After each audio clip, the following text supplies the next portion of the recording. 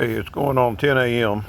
I had a notification from Night Owl when I woke up that there was a human being detected in my yard at 4:48 this morning. So, for whatever reason, a notification didn't come through, so let's open the app and check. If I touch this icon while the little blue arrow is there, nothing. Touch it again, nothing. So I'll wait.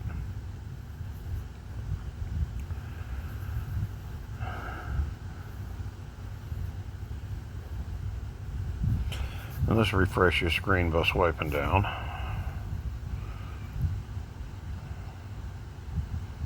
Nope, still with the blue arrow. Can't select it when it's got the blue arrow showing. So let's refresh again. Nope. Let's refresh again.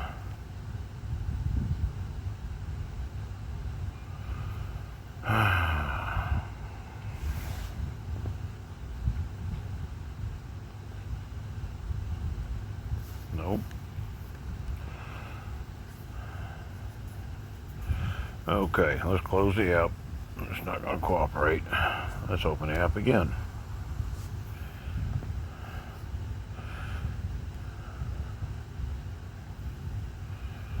Not touching anything.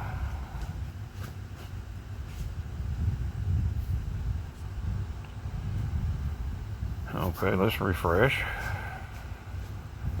There it is. I have the icon without the blue arrow. 1 minute and 45 seconds to get here. Now, let's select that camera. We'll go to our live view. The first thing we have to do is we have to load all the events before we can do anything. So, let's load the events. Okay, the event that I'm looking for was at 4 a.m. So, I need to go to more events.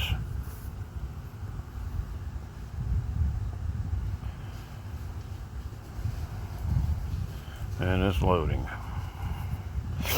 Now what's going to happen is it's going to get overwhelmed when it tries to overload all this, and it's going to download all this, and it's going to disconnect.